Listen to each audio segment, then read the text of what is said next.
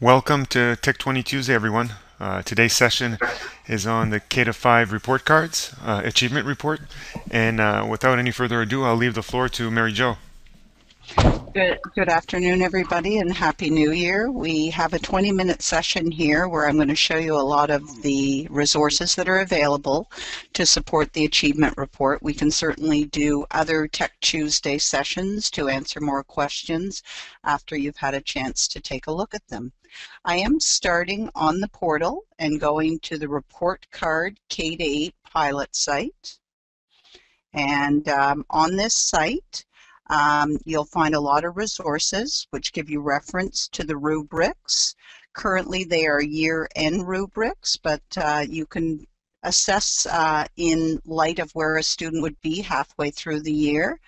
We've added to this section over Christmas, so there is an achievement samples for grades 6 to 8, and there is another guide, and I'm just going to click here where it says more items so I can go into the full library. And you can see here that there are samples for grade 1. These would be samples in which we have added comments to.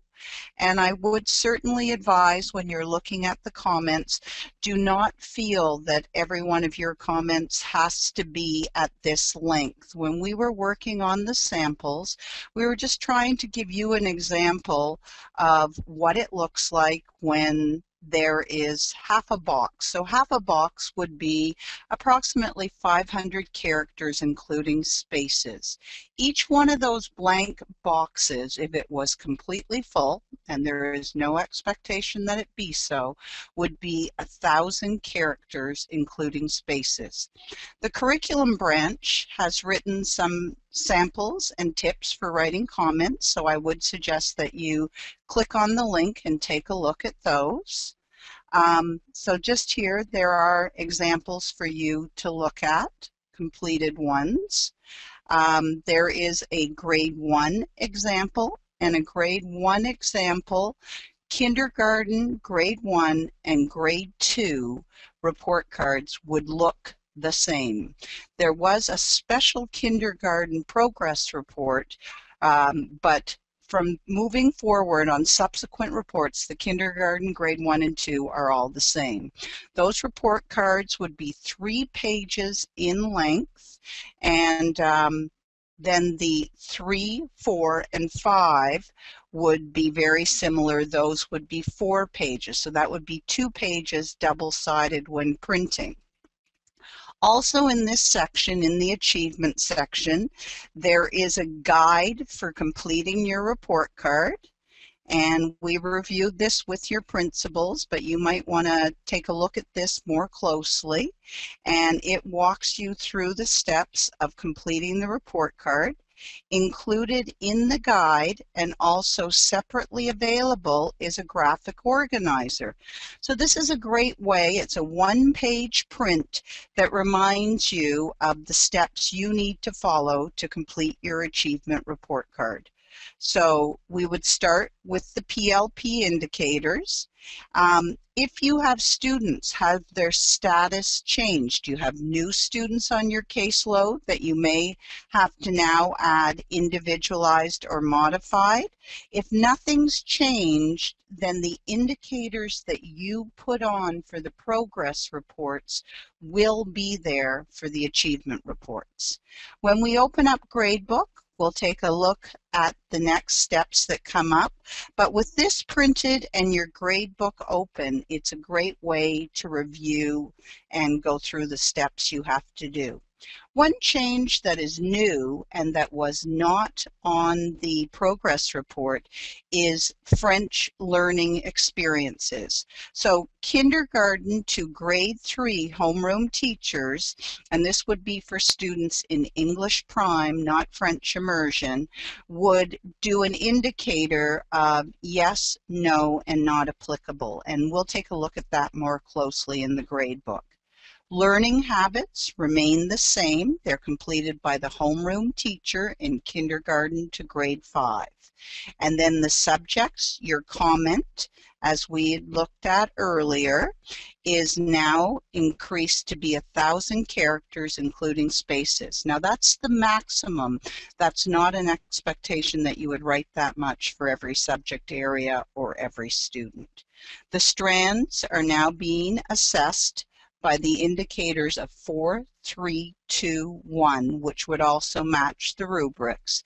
And we'll take a look at how you can indicate when you are finished. So I'm just going back to the portal, and on the K-8 site, we've got the guide open now. So the guide would walk you through the steps that you saw on the graphic organizer. And again, the guide is indexed here. So if you're coming in and you've completed certain steps and you're ready, for example, to enter your homeroom data, you can very quickly jump to the next step. So this is organized for your benefit.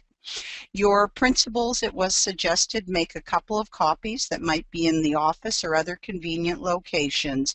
And again, they could be shared among staff, but if you're somebody who prefers to work on paper, you certainly might want to print this off and work from that document.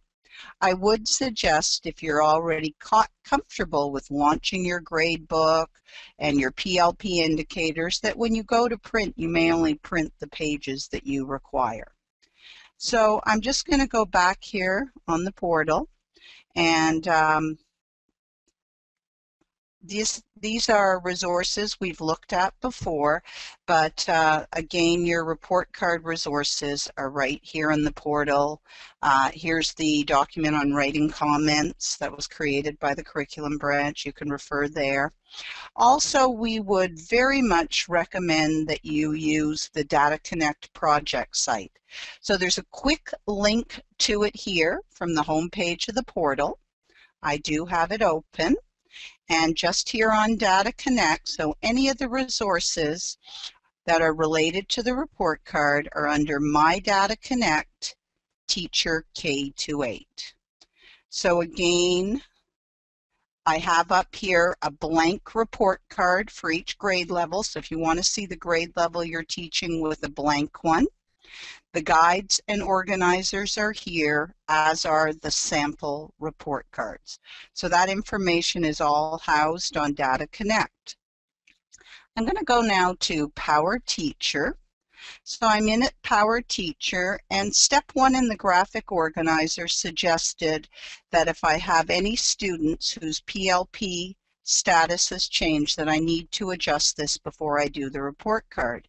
If I had a student who I was modifying for, I can't add that indication unless the resource teacher has added it in PowerSchool. So if you're modifying work for a student, then you really need to talk to the resource teacher, because they will make this available for you.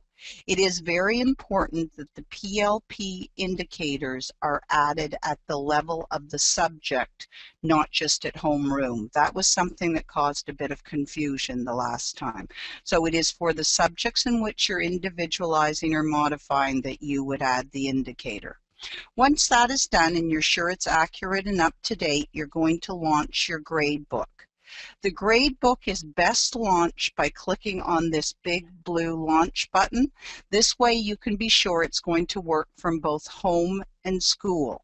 When you're at home, to verify that you are part of the network and should gain access inside the firewall from home, you need to be on your teacher laptop. You need to first launch Power Teacher and then launch Gradebook. While you're working on your gradebook, it is important to keep Power Teacher open. I'm going to the gradebook now. So the first thing that's very important, and I was just showing somebody putting this in final today, so I'm just going to take that status off. The first thing you're really going to want to make sure of is you are in Q2. So for the second report card, end of quarter 2, you have to make sure you select Q2. If you happen to enter these results somewhere else, the only thing you can do is re-enter the data. So it's important. The first thing you want to make sure you do is Q2, Q2. So that's important. For K-5 teachers, again, you're going to complete the learning habits at the homeroom. If there's any people joining us today that also teach middle school, in tomorrow's session, we'll talk about how learning habits are now going to be completed by the subject teacher, but that's only in middle school.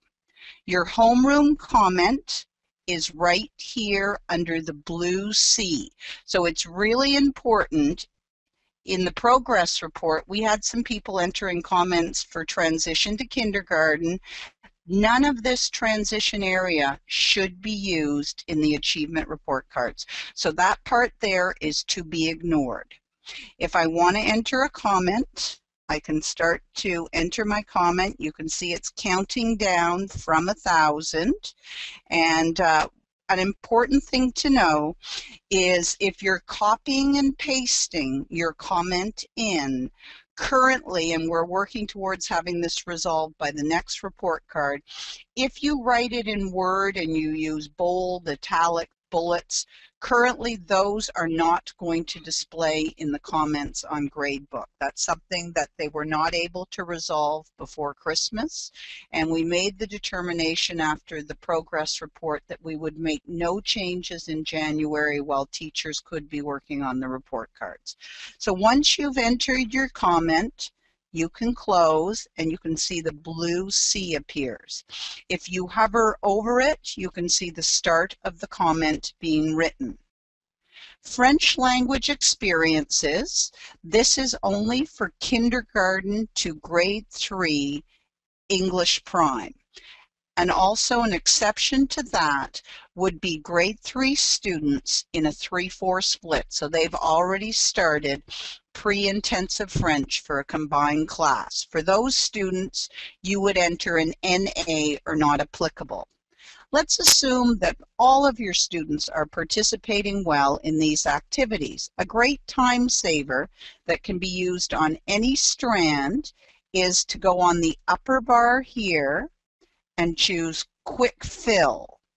This is covered in your guide, and I go yes. And you can see I've quickly given a yes to students, so I don't have to go through each one. I can do the same thing with learning habits. In looking at my learning habits and my class, I can determine that the majority of my students are doing good. So I can choose G, and then I can go back and make the changes to the few that are the exception to that G. So again, a strategy to speed up entering the information. I have the choice of just typing the letters in, as I'm doing here. I find that quicker, or right-clicking and choosing the appropriate grade. So you can do either of those. So I can do interactions, and my students are very good at interactions. I have a few that are struggling or maybe not as strong. I can make changes to those. And I'm just going to finish these quickly here so you can see what I would do when I'm done. So once I've completed all my learning habits, then I can fill a comment. As a general rule, I wouldn't for homeroom, but just to complete it so you can see it done. So everybody, I've finished this. I can go up here and I can say, for this homeroom block, I am complete. Now, if I do this, this is just a visual cue to me, the teacher, that I have finished this. It does not mean that I can't go in and make any changes. I can still make changes here. It doesn't stop that. And I can also, the office can still print my report cards, even though whether I put them at final or not, it's just remind the teacher, I think I'm done here. Now I'm going to go to English Language Arts. You can see here that I forgot to click on the Save button. And what's really great about Gradebook is if I forget that and I try to go to a different subject, I get another reminder. So I would have to miss clicking this and saying no to that to lose my work. So I'm going to say yes, and now the work I did on homeroom is saved. So I'm now moving into English Language Arts, and this is a grade 5 class. So this would be a perfect example of when I might use a same comment for everybody.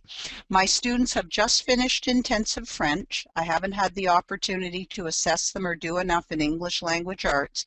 So I might do a fill comment that explains to parents about the transition from intensive French. So I can do that here, and instead of typing it multiple times, I can apply it to every student in my class. So that's a really good example of when it's appropriate to give everybody the same comment. So again, to do a quick fill, I go up on the upper bar, I can go quick fill, and I can choose a commonly occurring for my class, and then again I can go type to make the changes, or I can right click to make the changes. Both will work. Click save and I'll move along. So that is giving an example on comment. With the GCOs and the SCOs, they are currently set to null, and that was a determination that was made until everybody is comfortable with the assessing at the level of the strand. So this is something that can be turned on later, but currently is not available for assessment. So for your purposes, you're going to put a comment at a subject level if it's required. You're going to enter results, achievement results at the level of the strands. Let's go down to my health education, for example. Maybe this semester I didn't work on these two strands. I only worked on the first two. So I could enter not applicable for the two that I was not addressing this quarter, and then I could enter my results for the others. And again, I'm just doing this to show you quickly, but you could, if you prefer, type them in one cell at a time for the students. So that's really a personal choice. Again, in my comments, right here, if I had a comment that I wanted to repeat, I also have the option in preferences, and that reminded me to save. If I go to the comment bank, I can add my own personal comment. So maybe if I'm perhaps the music teacher or the phys ed teacher and I'm teaching a lot of students, then I could certainly come in here and I could add some comments that I could use. They could be my sentence starters. So I want to give it a code. The code won't appear, but it helps me. One thing that's really important here is not to use any of the codes that are used in the high school. And that's a quick one to check. I'm going to say this is a comment for phys ed for knowing, so I can give it a category. I can use smart text if I want. So if I wanted to start it with first name, if I use any of these, then that way it would insert the student's first name. Is progressing, and I'll go ... But I could write one here. I could also then put in he, she, and I could continue always comes to class ready to learn. So by using that, that becomes, and I can say okay, when I go, and I'm not a phys ed teacher, but I'll pick one here. We'll scroll down to our physical education. If I went to enter a comment, double click, I have the district comment bank and I have my comment bank, and you can see the comment that I started is there. So I could certainly insert it, and you could see it's put in Colby's name. It has put in he because it knows Colby is a boy. So I can use these for the purpose of my commenting, and this is something that has been requested especially by specialist teachers. So those directions were sent out to the school, and they're also available on Data Connect. So that's how you create your own comment bank. I am going to stop there. That is the end of our 20 minutes, but we can certainly, after people have a chance this week and next to go to Data Connect and the portal and take a look at the guides, we can have another Tech Tuesday Q&A session. And Mark is recording this, so there certainly is the opportunity to come back and replay it and follow the directions. So I'll stop there and see if anybody has any questions.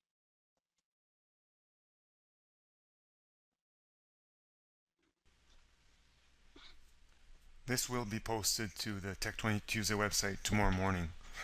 So if anybody wants to rewatch this, it'll be there tomorrow.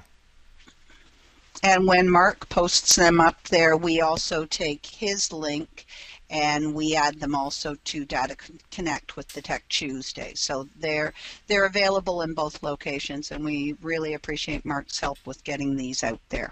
So just here for your reference, all the other Tech Tuesday sessions that we've done thus far, they are also available here for your access and quick viewing. All right, there doesn't seem to be any questions. Mary Jo, thank you very much for your time, and I'll see you tomorrow at the same time for the 6 to 8 achievement report cards. Thank you very much. Okay, take care, everyone. Okay, bye-bye. Mary Jo, Yes? just are you on link? No, I turned off Link and I turned off email before I started. Okay. Do you want me to go on Link? If you have a moment, yes. Okay, we'll do so. Signing off. Bye, Jeff.